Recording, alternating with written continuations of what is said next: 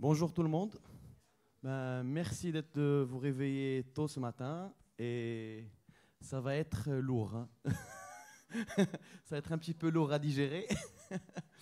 Mais je pense que l'objectif finalement c'est de digérer quelque chose que vous croyez être indigeste.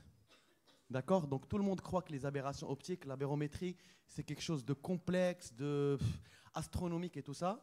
Mais finalement, on va la simplifier, on va la rendre au niveau pratique.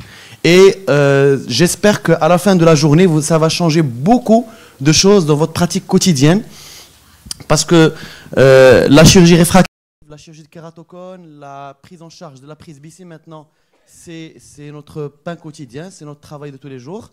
Et maîtriser la barométrie, c'est la clé de démarrage de ce type de traitement. On est tous des chirurgiens réfractifs parce qu'on fait tous de la cataracte. Donc, tout le monde fait de la chirurgie réfractive. Ce n'est pas que qui font le laser ou le LASIK ou le PKR ou le SMILE ou autre. La cataracte, c'est la chirurgie réfractive la plus réalisée dans le monde et elle nécessite certaines bases pour finalement le choix de l'implant. Maintenant, je pense que tout le monde sait opérer une cataracte. Je vois maintenant les confrères qui opèrent et je vois les résultats post-opératoires. On a très peu maintenant de complications. On voit que les jeunes opèrent très bien.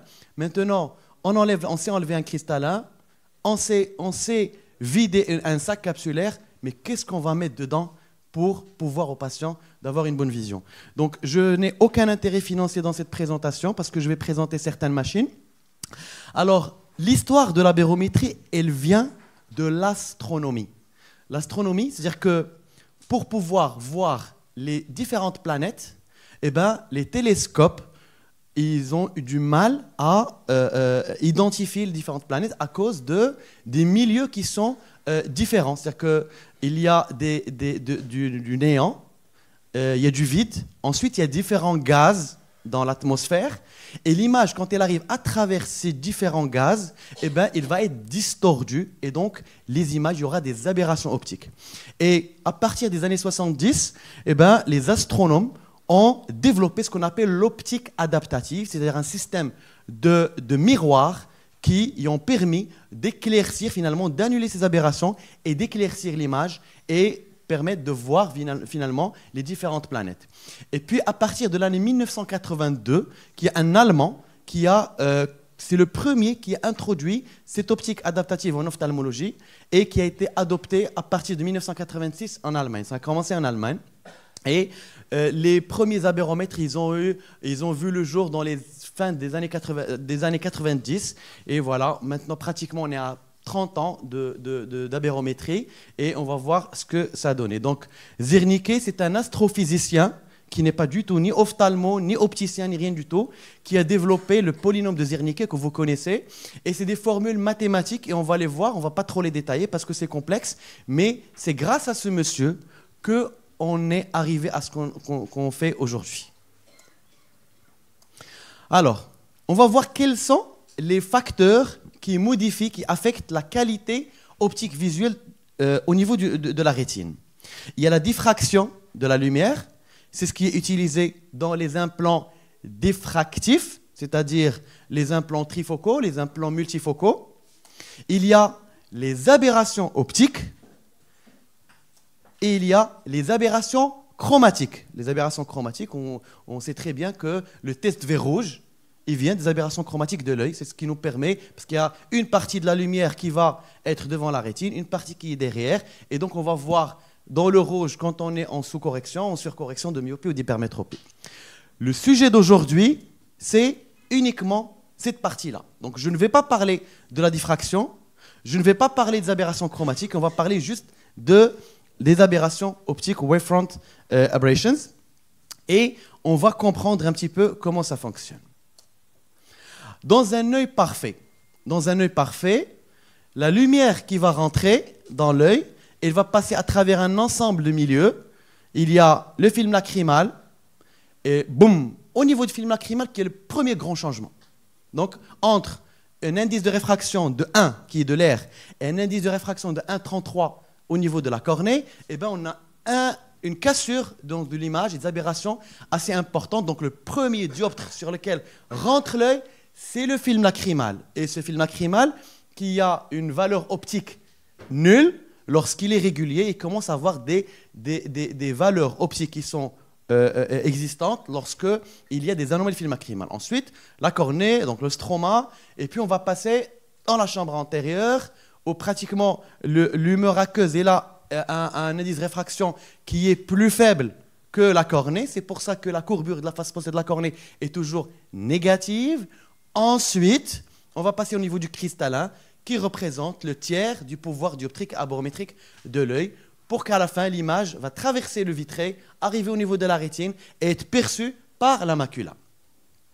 Dans un système optique parfait, eh ben, le front d'onde, il va rester régulier et parfait. Mais il n'y a pas de système d'œil parfait. Il y a des yeux, on a toujours des aberrations. Un œil normal, il a des aberrations. Et les aberrations vont changer d'un patient à l'autre, d'un patient normal, d'un patient anormal, en fonction de la pathologie qu'il va présenter. Et donc, l'image qui va rentrer, elle va sortir selon un front d'onde irrégulier, où certaines images ou certaines réflexions vont être c'est-à-dire devant la rétine, d'autres derrière la rétine. Donc la phase va être irrégulière, c'est ce qui va donner ces aberrations optiques. Maintenant, comment les apprécier, comment les calculer, comment profiter et comment les traiter, c'est le sujet d'aujourd'hui. Alors regardez-moi ces images-là, ces deux images. C'est des images de rétinographe non midriatique. Qui c'est qui fait une rétinographie non midriatique à tous ces patients systématiquement? Très bien. Est-ce que parfois vous avez une difficulté à capturer certaines zones de la rétine? C'est ce que vous avez ici. Et donc vous demandez à votre orthoptiste ou à votre technicien de reprendre les captures. Vous dites c'est mal capturé, peut-être que le patient regarde vers le bas ou vers le haut, et c'est gênant et c'est mauvais. Mais il faut comprendre que le rétinographe, il vous donne une réfraction. Si vous faites un rétinographe Haydn, à la fin, il va vous donner une réfraction. Donc le rétinographe, c'est quoi? C'est une source de lumière qui va rentrer dans l'œil à travers tous les milieux. Elle va taper sur la rétine, qui est un miroir, puis il va ressortir et il va être capturé par une photographie. Donc c'est une photo de la rétine grâce à ce passage par la rétine. Pourquoi au niveau de cet œil, j'ai une zone qui est sombre, et pourquoi au niveau de l'autre œil, l'image est complètement homogène et régulière? Voilà. Donc, au niveau de ce côté droit, j'ai une distorsion de l'image. Donc, le rétinographe n'arrive pas. Donc, la lumière qui rentre et qui sort, quand elle arrive au niveau des caméras, elle est en phase différente. C'est-à-dire qu'il y a une partie qui est devant la caméra, une partie qui est derrière. C'est pour ça que ça donne cette image-là. Alors qu'au niveau d'une cornée qui est régulière, eh ben, j'ai une rétine qui est complètement homogène et régulière. Donc, on peut appeler le rétinographe comme un abérographe. C'est-à-dire que dans votre consultation, vous pouvez, quand vous avez des images comme ça, sur un rétinographe midriatique, vous faire suspecter qu'il y a des high order aberrations au niveau de l'œil. Ici, typiquement, c'est le coma. C'est l'aspect du coma. Vous placez une lentille rigide ou sclérale à ce patient, vous le repassez sur la machine, et bien vous allez avoir une image complètement homogène et régulière. Donc si vous faites de la rétinographie non midriatique systématique, si vous voyez une image qui est distordue comme ça, et ben vous êtes en train de faire une abérographie. Au même titre que le disque de Placido, qui, grâce à des rings, des anneaux, en fonction de la distance des anneaux, si les anneaux sont réguliers, ça veut dire que c'est une cornée qui est régulière, qui n'a pas d'aberration. Et quand vous avez une déformation des anneaux, eh ben vous avez une kératoscopie. Et cette kératoscopie, c'est comme l'abérographie, elle vous donne les aberrations cornéennes. Est-ce qu'elle va les quantifier? Est-ce que vous êtes capable de les quantifier? Non. Donc vous êtes incapable de les quantifier ici. Vous êtes incapable de les quantifier ici, mais vous êtes capable de les suspecter. Donc, quand vous faites rétinographie, donc l'origine, vous connaissez le Cis-Sorin reflex qu'on faisait dans le diagnostic du kératocone. C'est quoi? Pupille dilatée et avec un rétinographe, un skiascope, voilà, qu'on n'utilise plus. Voilà, et qu'on fait un balayage avec une fente, et quand vous avez une angulation, ça veut dire une cassure, ça veut dire qu'il y a des aberrations. C'est exactement le même principe. Maintenant, on s'est développé vers des rétinographes non médiatiques. Donc, vous avez deux moyens de suspecter des aberrations oculaires, rien qu'en les imageant. Rétinographie non médiatique et le disque de Placido. Donc, je pense que ça, c'est nouveau pour pas mal d'entre vous. Maintenant, le polynôme de Ziernicke, c'est le monsieur dont j'ai montré la photo tout à l'heure. C'est quoi le polynôme Ziernicke? Aujourd'hui, on va le détailler. On va le comprendre. À chaque fois qu'on regarde ça, c'est compliqué. Et on passe, on dit, ça c'est trop compliqué, c'est de la science infuse qui sert du tout, etc., etc., etc. Alors que c'est la base de notre travail. On ne peut pas faire de la chirurgie traumatologique si on ne connaît pas l'anatomie de l'os, si on ne connaît pas l'anatomie des vaisseaux, des nerfs, etc. On ne peut pas faire de la chirurgie de la cataracte, si on ne connaît pas ça. Et donc, tout le monde fait la chirurgie de cataracte. Si on ne connaît pas ça, ben c'est à côté de la plaque. C'est qu'on fait la chirurgie techniquement, mais on ne sait pas qu'est-ce qu'on est en train d'implanter dans l'œil. Donc, il faut parfaitement maîtriser cet outil qui est la barométrie, qui doit être pas spécialisé. Tout le monde doit être capable d'analyser les aberrations optiques. Alors, les aberrations optiques, on peut les analyser au niveau d'un système optique, soit au niveau de la cornée, soit au niveau de l'œil dans sa globalité. Mais les aberrations restent les mêmes. C'est quoi des aberrations optiques? Ce sont les différentes anomalies optiques qu'on peut avoir. Quel est leur nombre? On a combien d'aberrations optiques? Illimité. Illimité parce que c'est formule mathématique, on va aller vers les plus simples jusqu'aux plus compliqués. On passe ce qu'on appelle des aberrations fixes, ce sont le piston et le tilt et le tip. Ça, c'est des aberrations fixes chez tout le monde. Et on ne va pas les calculer, on ne va pas les mesurer. Et on va commencer à partir des low order aberrations, qui est ce niveau-là, astigmatisme des focus. C'est le deuxième niveau. Ce sont ce qu'on appelle les amétropies. Les amétropies, c'est ce qu'on a étudié depuis toujours, la myopie, l'astigmatisme et l'hypermétropie. Et on a toujours cru que les anomalies optiques se limitent à cette ligne-là. C'est pour cela que, à chaque fois qu'il y avait des patients qui portaient des lunettes, qui étaient mécontents des lunettes, on ne se posait jamais la question. On disait soit que l'ophtalmo s'est trompé, soit que l'opticien s'est trompé, ou le verre de mauvaise qualité. Et on a toujours... Problème de... Voilà. Et on a toujours...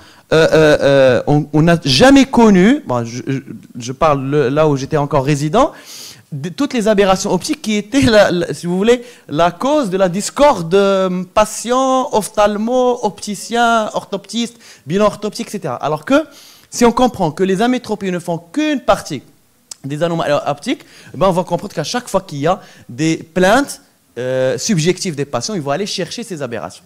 Après, on va passer aux aberrations de troisième niveau. Ce sont des aberrations optiques de haut degré, higher order aberrations, qui ne sont pas corrigées avec des lunettes. Les aberrations de deuxième niveau sont corrigeables avec des lunettes. Qui dit lunettes, dit lentille de contact souple et dit implant intraoculaire. C'est-à-dire les implants intraoculaires sphériques, les implants intraoculaires toriques, ils nous permettent de corriger l'astigmatisme et le défocus. Rien d'autre. Les implants intraoculaires, qu'ils soient les implants FAC ou les implants de cataracte, ne peuvent pas corriger les autres aberrations. Donc, les autres aberrations, impossible de corriger avec un autre moyen que les moyens qu'on va voir tout à l'heure. Après, on va détailler, plus on va dans les niveaux plus vers le bas, ce sont des aberrations encore de plus en plus complexes. Plus vous allez dans l'échelle vers le bas, les aberrations sont de plus en plus complexes. Je vais vous expliquer de façon très simple. Vous prenez une corde, d'accord? Vous prenez une corde qui est complètement régulière, vous voulez passer à travers un trou, d'accord? C'est low order aberration, donc simple, c'est le premier niveau de simplicité. Vous faites un premier nœud, donc vous la rendez un peu plus complexe. C'est le niveau 3. Vous avez un niveau de complexité. Vous voulez rendre encore plus complexe, vous faites le nœud sur le nœud. Et plus vous rajoutez de nœuds, de complexité, et plus vous passez vers les aberrations les plus développées et les plus importantes. Maintenant, on va détailler aberration par aberration les aberrations que vous devez connaître. Alors, comment on apprécie une aberration? Pour chaque aberration, vous voyez là-bas, Z0, 0, Z1, 1, Z1 moins, plus 1 plus 1, plus 1 moins 1, 2, 2. Ça correspond à quoi? Normalement, vous devez être en mesure, si je vous donne le Z et les deux chiffres, de me dessiner l'aberration et de la connaître, rien qu'avec ces chiffres-là. Et c'est très simple. Donc, pour chaque Z, c'est Zernicke, donc pour chaque Zernicke polynomial, vous avez deux choses. Vous avez le N et le M. Le N qui est en bas et le M qui est en haut. Chaque chiffre va correspondre à un élément. Alors, le N qui est en bas, c'est le nombre de slopes au niveau de l'aberration.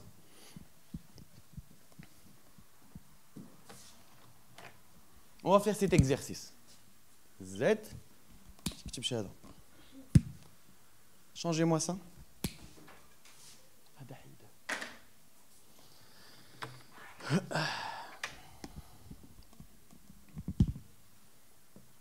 Z, vous avez le N et le M. Vous prenez, par exemple, le 1, 1. C'est quoi? Le nombre de méridiens affectés, on va aller voir ici. Alors, 1, 1. Bonjour. C'est ça. Voilà, c'est le tilt et le type. Et plus vous changez les chiffres, mettez ici 2, 2 par exemple. C'est l'astigmatisme. Ça veut dire que nous avons deux slopes sur deux méridiens différents. Et on va les détailler.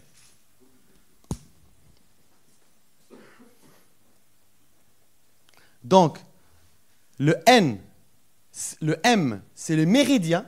M, méridien. Vous avez deux méridiens et vous avez deux pentes. C'est l'astigmatisme. Je reviens vers les autres aberrations, on va étudier une par une. Donc le piston, c'est 0, il n'y a pas de méridien, il n'y a pas de slope. Le tilt, vous avez un slope, aucun méridien. Plutôt, un méridien, un slope. Le défocus, qui est la myopie, vous avez... Est-ce que vous avez un méridien ici? Un méridien spécial, il y a une anomalie. Il n'y a pas de méridien. Par contre, il y a deux pentes. Première pente, deux pentes, 0. Donc le défocus, la myopie et l'hypermétropie, c'est Z2, 0. Et ça, c'est corrigeable avec des lunettes. Donc le défocus, c'est là-bas sur la pyramide de Zernicke. Donc c'est ça l'aberration. Ça, le PSF, on va l'étudier tout à l'heure. C'est quoi? C'est comme si vous prenez, vous faites une coupe et vous la regardez en diagramme. Donc ça vous donne la forme de l'aberration, et c'est une aberration qui est corrigeable par lunette. Donc, je n'ai pas de méridien, de slope. L'astigmatisme, j'ai deux slopes, deux pentes, mais sur deux méridiens différents. Donc, j'ai deux méridiens et deux. Et donc là, vous voyez l'aberration astigmatisme, et qui est corrigeable avec des lunettes. Et ça, c'est comme ça que le patient va la percevoir. Un patient qui a un astigmatisme, il a des aberrations, donc qui le gênent. Surtout, ils sont gênés aussi le soir. Mais quand ils portent des lunettes, ça va faire disparaître l'aberration. Je passe. Maintenant, je passe aux aberrations de haut degré. Aberration de haut degré, la première aberration que vous devez connaître, c'est le coma. Le coma, dont le nom vient de comète. Et l'image que ressent le patient, c'est celle-là. Et au niveau du coma, vous avez un seul méridien, un seul axe, mais avec trois pentes. La première, la deuxième et la troisième. Voilà. Vous avez un seul axe et vous avez première, deuxième, troisième. C'est ce qui fait le chiffre 3. Et vous avez un seul axe. Vous avez par exemple, cette partie, elle est... Par exemple, c'est ça le coma. première slope, deuxième, troisième. D'accord? L'axe ici, c'est qu'il est vertical ou horizontal? Il est vertical. Donc, l'axe de la coma, dans ce cas-là, il est vertical. L'axe, il suit la déformation, il suit les pentes. Parce que je vois dans certains articles, dans certains cours, qu'ils mettent l'axe comme ça. Non. L'axe de la coma, il va suivre les pentes. Donc ici, l'axe, il est comme ça.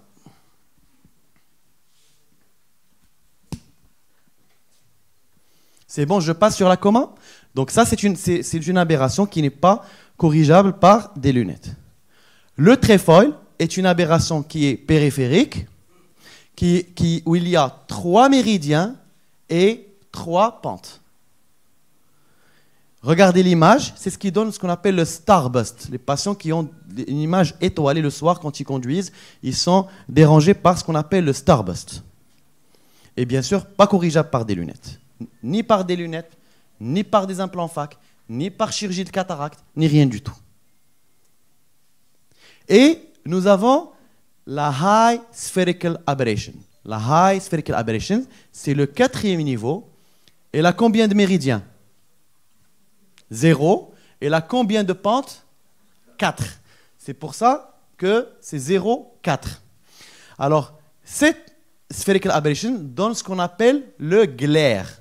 L'aberration, le signe fonctionnel que ressent le patient, c'est le glaire. C'est exactement ça. Et cette aberration, elle est très, très, très importante à connaître. Elle est connaître sur le plan diagnostique, mais cette aberration, elle nous est utile sur le plan thérapeutique parce que c'est la base utilisée dans le traitement de la presbytie. Tous les implants que vous connaissez qui s'appellent EDOF utilisent cette aberration dans leur technologie. Les implants monofocaux plus ou enhanced monofocal utilisent cette aberration. Le presbylasique utilise cette aberration. Donc, cette aberration, elle est à la fois délétère parce qu'elle diminue la qualité de vision, mais on a remarqué qu'elle a aussi un effet bénéfique. Gardée à une certaine dose, elle est utile dans la profondeur de champ et la pseudo-accommodation et la vision de près. C'est pour ça que toute la technologie de presbytie actuellement, elle se base en grande partie sur cette aberration. Je ne parle pas des multifocaux, je ne parle pas des trifocaux qui se basent sur la diffraction de la lumière. Ce qu'on a vu au début, ce n'est pas le sujet d'aujourd'hui. Mais tous les implants EDOF, les implants monofocaux plus et le presbylasique utilisent cette aberration. Considérez-la comme un vaccin. C'est comme quand vous avez une maladie, vous avez le virus, et vous allez prendre le virus atténué pour finalement soigner une maladie. Donc, c'est une maladie des aberrations optiques qui, prise à certaines doses, elle peut être utile dans le traitement de la presbytie. On va la détailler un petit peu. Spherical aberration, high spherical aberration, cette aberration Z04, eh ben, elle peut être soit positive ou négative. Elle peut être positive lorsque le rayon central est en phase retardée, loin, par rapport au rayon venant de la périphérie. Le rayon de lumière, quand il rentre, la partie centrale va se projeter en arrière d'un plan, qui peut être le plan rétinien, par rapport au rayon venant de la périphérie de ce système optique. Imaginez avec moi que vous annulez le rouge, l'orange et le jaune, et vous ne gardez que le bleu. Imaginez-moi que le plan rétinien est situé à ce niveau-là. Vous avez le plan rétinien qui est à ce niveau de cette ligne rouge, d'accord? Et imaginez, avec ce plan rétinien, vous enlevez les rayons venant de la périphérie. Qu'est-ce qui va se passer? Il va se passer que les rayons qui vont venir du centre vont se projeter en arrière, de façon retardée par rapport à la rétine. C'est l'hypermétropie. Donc, un patient qui a ce type d'aberration, quand il voit sa pupille se rétrécir, eh ben, il va perdre la vision de près. Et aussi, bien sûr, de loin. Donc, quand la pupille se rétrécit, ces rayons-là vont disparaître et on va voir des rayons qui vont se projeter en phase retardée. Inversement, quand on a l'inverse, quand on a high spherical négative, les rayons venant du centre du système optique sont projetés en phase avancée et ceux qui sont en périphérie vont se projeter en phase retardée. Et quand vous enlevez le bleu, le jaune progressivement et l'orange, et vous allez voir que les rayons projetés vont être projetés de façon beaucoup plus rapprochée. C'est l'effet de myopisation. C'est ce qui permet la vision de près. Donc, quelle est l'aberration qui est utilisée dans le traitement de la presbytie? En haut ou en bas? C'est celle d'en bas. Donc, la high spherical aberration négative, c'est ce qui va nous permettre dans tous les implants de voir la vision de près et d'avoir une profondeur de champ. Parfois, on va voir tout à l'heure qu'on peut utiliser une mixture au niveau du même implant, une partie où il y a du négatif et une partie pour augmenter finalement cette profondeur de champ. Mais la partie la plus centrale qui va nous permettre la vision de près, on sait très bien que quand on voit le près, il y a un myosis qui se crée et on va éliminer tous les rayons venant de la périphérie du système optique et on va garder les centraux et les centraux doivent être projetés en phase avancée et pas retardée. Vous avez compris l'intérêt finalement de cette aberration. Maintenant, maintenant c'est les aberrations les plus connues, le coma, le tréfoil, l'aberration sphérique. Il y en a d'autres. Le pentafoil, il y a plein. Vous continuez dans votre pyramide, eh bien vous allez aller vers les trucs les plus périphériques. Limitez-vous aussi au premier niveau. Le reste, ils sont négligeables, ils ne sont pas vraiment très, très importants et très impliqués dans tout ce qui est diagnostic et thérapeutique. Maintenant, on va calculer l'ensemble. C'est un système optique, c'est un ensemble d'aberrations au niveau d'un œil. Il va y avoir un peu de coma, un peu de tréfoil, un peu de cylindre, un peu, etc., etc. Et on va calculer l'ensemble. Donc, on va prendre l'ensemble des aberrations, on va le calculer, il va nous donner le root mean square total, on va voir ce que c'est. Et ces aberrations-là, ce mélange d'aberrations, c'est ce qui va donner finalement les signes fonctionnels que rapporte notre patient. Maintenant, comment on va calculer, on va mesurer tout ça? Quelles sont les unités de mesure? Aberration, c'est calculé en quoi? En dioptrie, en réun, en millimètres, en micromètres. C'est avec quel outil et quelle unité de mesure? Quelqu'un peut me répondre? Les aberrations sont calculées avec quelle unité? D'accord. Bien, c'est bien que vous soyez là, comme ça, on va régler tout ça.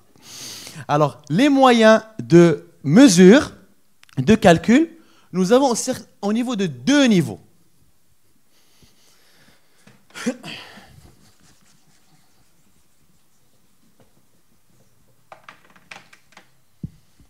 Vous avez l'œil.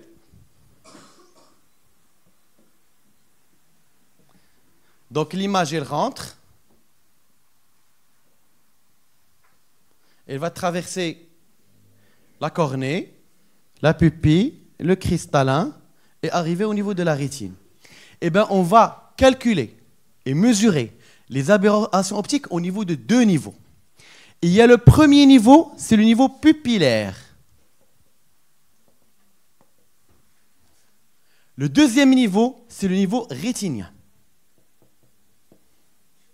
Donc, quand la lumière, elle rentre, passe par la rétine, traverse la pupille et le cristallin, et bien, au niveau de cette région-là, on va calculer le root mean square, qui est mesuré en millimètres, en microns.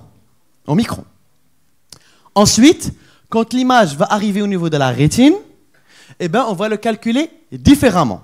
Il y a le PSF, tout ça on va le détailler, le PSF point spread function, c'est-à-dire que l'image, quand elle arrive à la rétine, comment elle est perçue par la rétine. Il y a le MTF, Modulation Transfer Function, et il y a d'autres, OTF, le Stell ratio, etc. Donc, retenez ça, ce sont les plus importants. Root mean square, c'est au niveau de la pupille. C'est au niveau, vous déterminez la taille de la pupille. Au niveau de la pupille, vous avez le root mean square. Et puis, le PSF et le MTF, c'est l'image comment elle est vue par le malade. Le PSF, ça donne une simulation visuelle, ce qu'on va voir. Et le MTF, ça donne une simulation de la vision de contraste. Je commence par le RMS. Le RMS, le root mean square. Il est exprimé en microns. Et il va mesurer la largeur de l'aberration. Vous avez un système optique parfait. Alors, beaucoup d'entre vous maintenant connaissent bien la topographie de la cornée et les élévations. D'accord? Imaginez avec moi la surface de référence de l'élévation et l'élévation et le calcul de l'élévation. Eh bien, c'est la même chose. L'aberration, elle est calculée, c'est une élévation de l'aberration par rapport à un plan d'aberration nulle. Donc, tout ce qui est derrière, il est négatif. Tout ce qui est devant est positif. On est d'accord? Donc, le front d'onde, quand il passe par le système optique, il est distordu et il est calculé. Tout ce qui est situé en avant, en phase avancée, il est considéré comme négatif, comme la myopie, et tout ce qui est en phase retardée est considéré comme positif. Tout ceci, par rapport à quoi? Par rapport à la fenêtre, qui est la pupille, et qui est très très importante. C'est pour ça que je l'ai mis. J'ai mis une pupillographie ici. La pupille, c'est la fenêtre du système optique. Le RMS, il est calculé, retenez, RMS au niveau pupillaire. Quand vous déterminez le RMS, il faut que ce soit par rapport à un diamètre pupillaire. Il n'y a pas de RMS comme ça. C'est comme si vous me dites quelle est la concentration de sel dans, par exemple, 1 litre d'eau. Vous me dites, j'ai 2 grammes de sel. Je vous dis 2 grammes de sel, mais dans 1 litre, ou 2 litres, ou 5 litres, ou 10 litres. Il faut me donner la concentration. Donc, l'aberration est toujours, quand vous mentionnez sur un dossier, une aberration / taille de la pupille, ou par rapport à ce diamètre. Si vous ne mettez pas le diamètre, vous ne pouvez pas calculer. Vous ne pouvez pas calculer la concentration du sel ou du sodium si vous ne mettez pas la valeur en volume d'eau que vous utilisez. Donc, toujours, pourquoi? Parce que regardez, imaginez, alors le RMS, le root mean square, c'est cette distance-là entre ici et ici. Je reviens.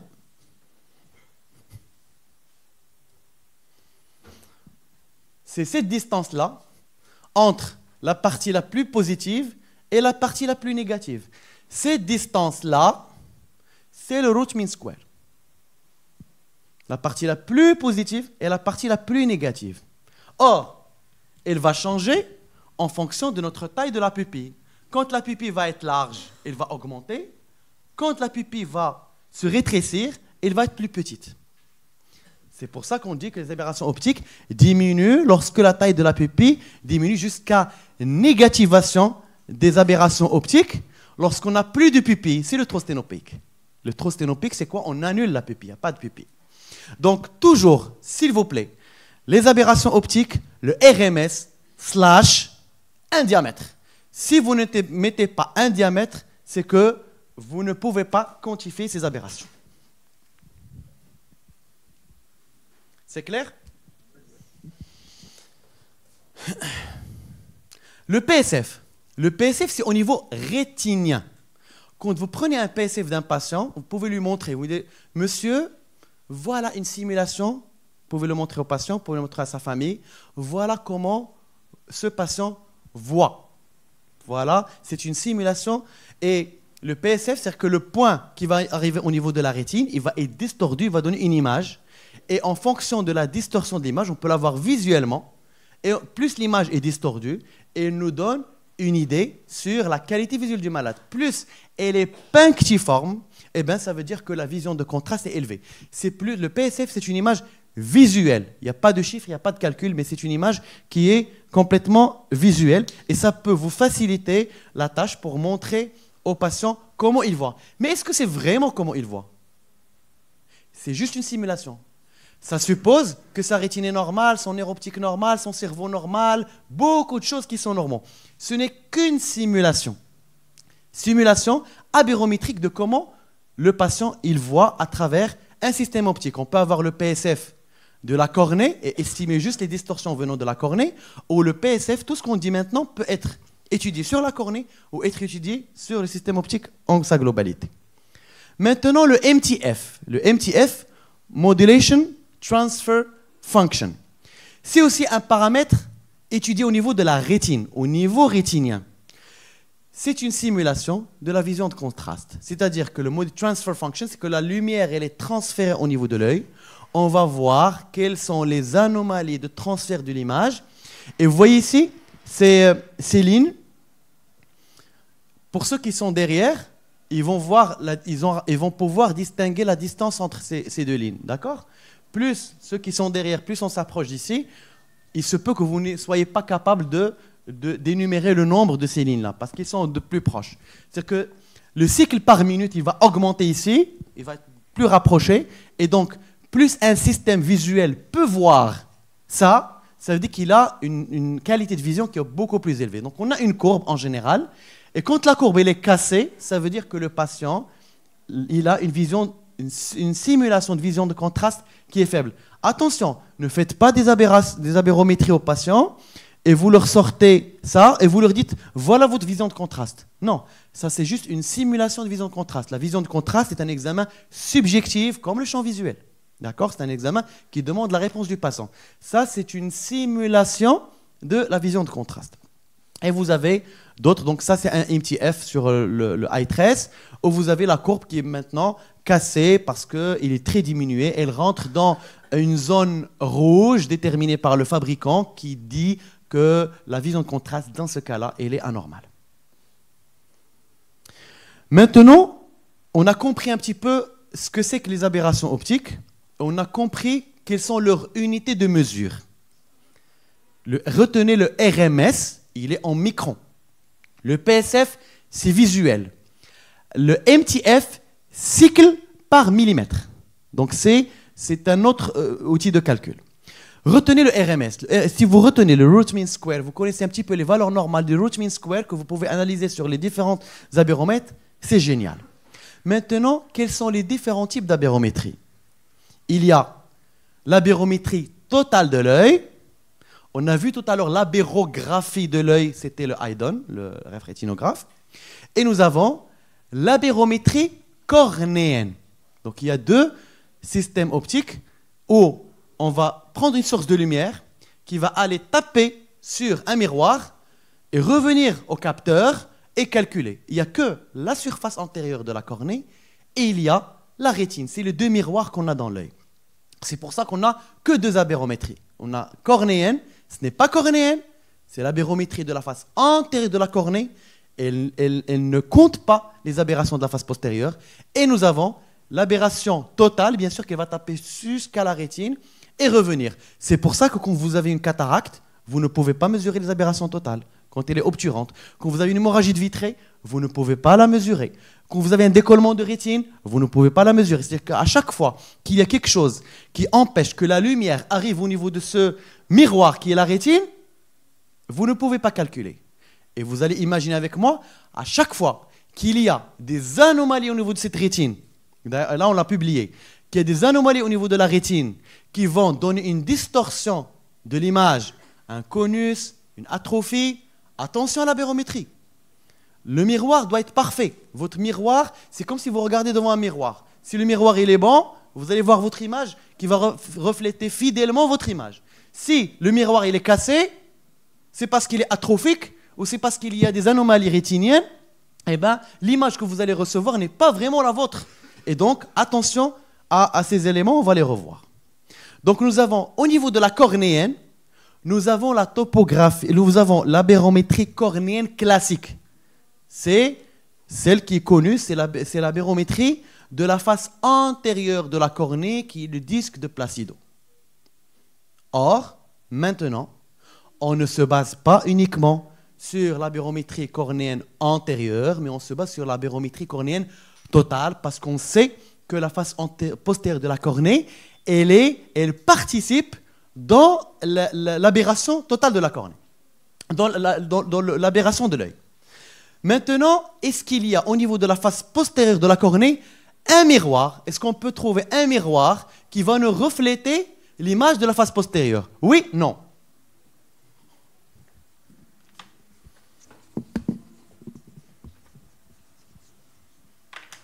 Regarde, nous avons la cornée et la rétine.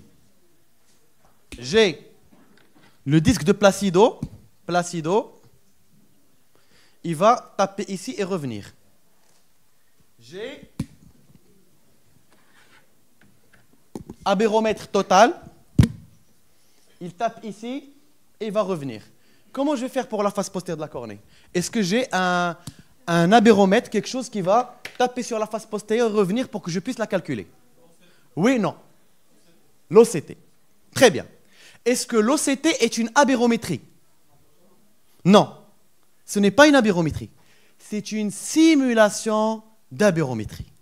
On n'a pas que l'OCT, on a l'OCT et le Scheimpflug. On a les machines qui font la découpe, la tomographie. À chaque fois qu'on peut faire une tomographie, eh ben, on va pouvoir calculer la courbure de la face postérieure et faire des calculs mathématiques switchés en aberration. Ce n'est pas un calcul direct. Donc, tout ce qui pourrait fausser le calcul de l'élévation, tout ce qui pourrait fausser le calcul des épaisseurs, va nous fausser les aberrations de la face postérieure de la cornée et va nous fausser les aberrations totales de la cornée. C'est clair? Donc, aberrométrie directe cornéenne, il n'y a que la face antérieure de la cornée.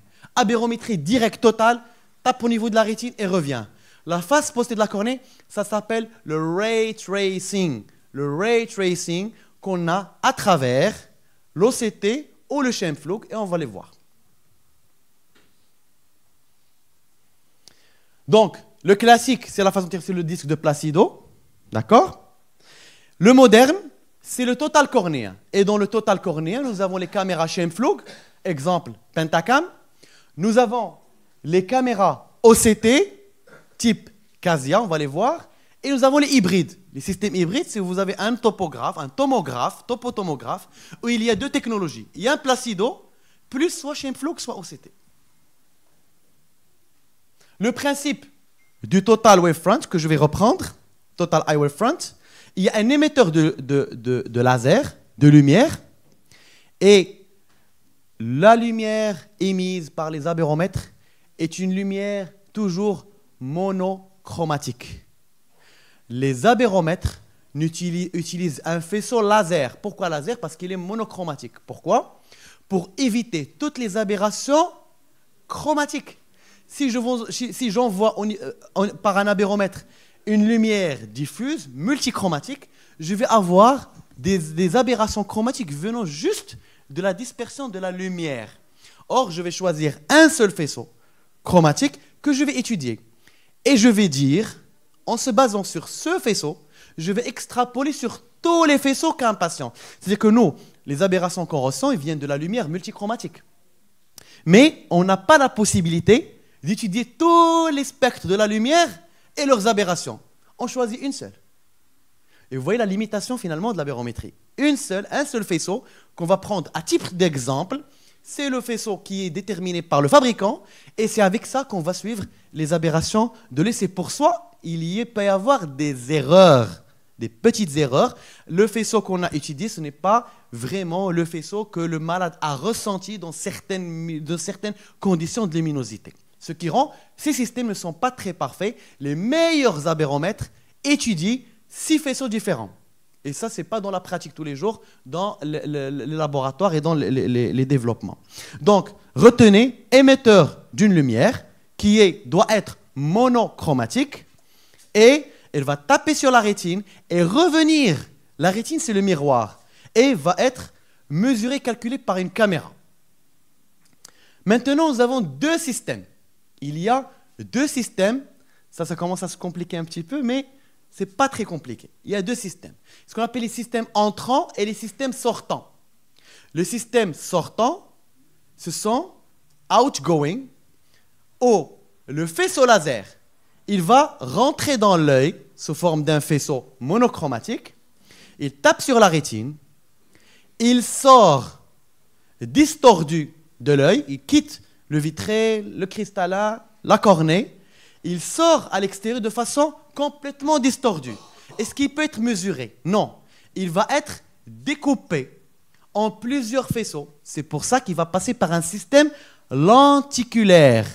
C'est le système lenticulaire qu'on trouve dans les aberromètres Hartmann-Shack ou d'autres. Il va passer par un système de lentilles qui va diviser cette lumière. C'est comme l'électrophorèse des protéines. C'est comme si vous avez protéine totale et puis il va passer par l'électrophorèse pour avoir le calcul de chaque aberration. Et c'est à ce moment-là qu'il va sortir, il va être divisé par des lentilles et à ce moment-là, capté par une caméra. Et c'est cette caméra qui va nous faire un calcul mathématique des aberrations. Est-ce que vous avez compris? Donc, outgoing, c'est qu'il sort dispersé et il est divisé à la sortie. Un tamis à la sortie, il va être divisé et puis calculé. Les systèmes ingoing, c'est différent. Le laser, il va rentrer sous forme de faisceaux. Plusieurs faisceaux déjà divisés à l'entrée. C'est qu'on va envoyer un faisceau. Je vais vous expliquer un petit peu de façon plus simplifiée. Le outgoing, c'est comme si vous prenez une torche et vous mettez sur un miroir et puis elle tape sur le miroir, elle sort et puis elle est divisée par un tamis pour la calculer. Le ingoing, c'est comme si vous prenez un faisceau laser, les petits faisceaux, les pointeurs laser. Et donc il va aller directement sur le miroir, il tape sur le miroir et il sort et vous avez un point. Et il est calculé point par point. Il n'est pas divisé à la sortie. Vous avez compris?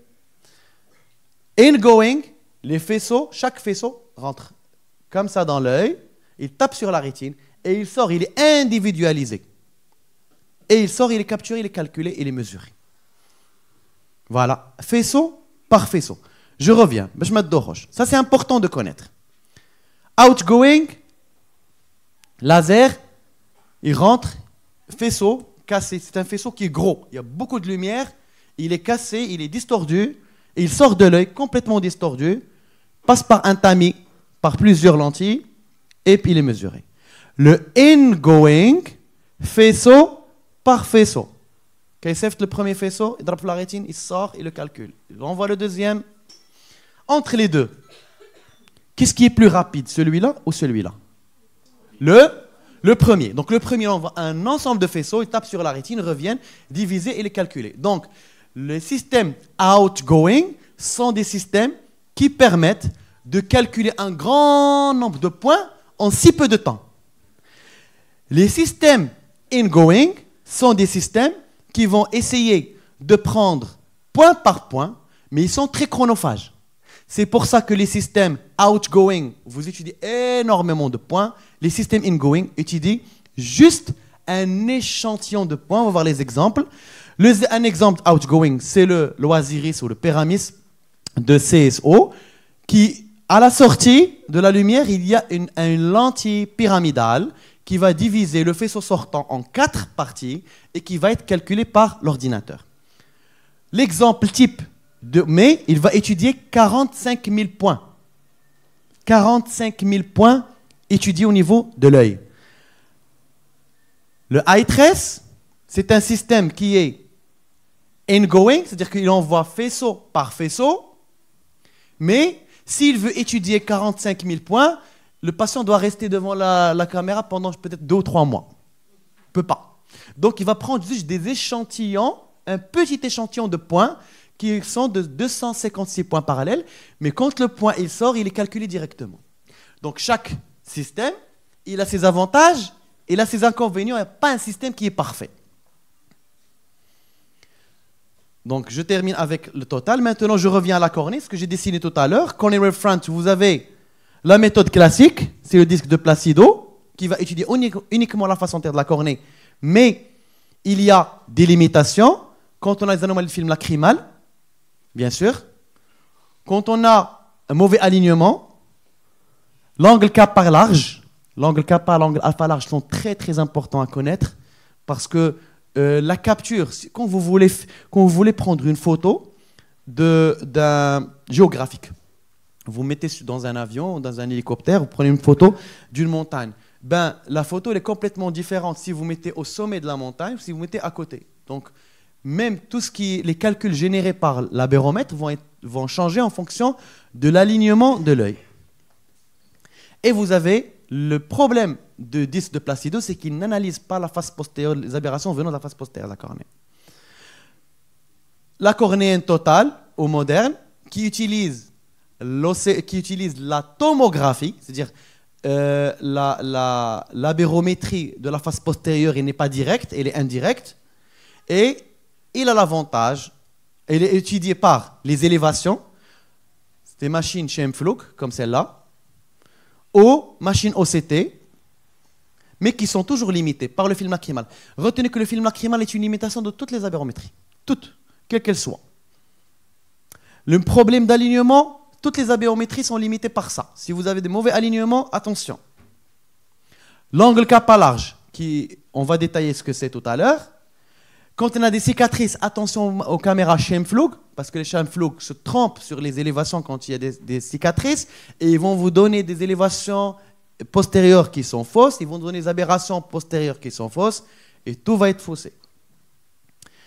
Et quand on a un Scheimpflug, on sait très bien que la caméra Scheimpflug, ceux qui pratiquent la topographie, elle prend 3 secondes.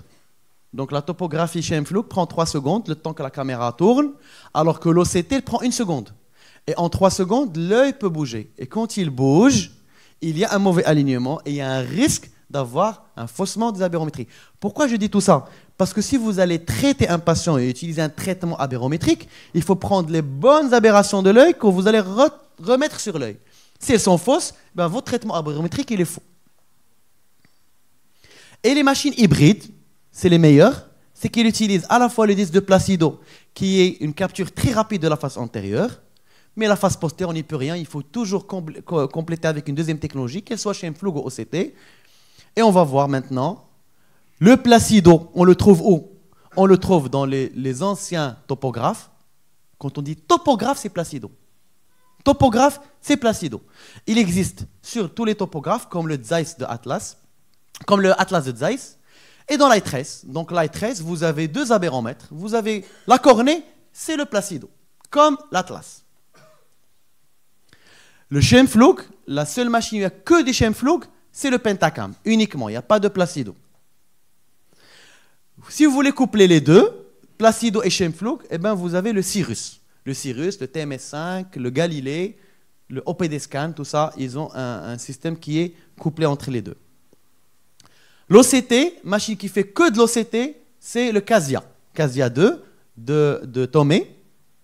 Et vous avez celui qui fait l'OCT plus le Placido, c'est le MES 39, et qui a été le sujet d'une publication que j'avais fait il y a quelques années.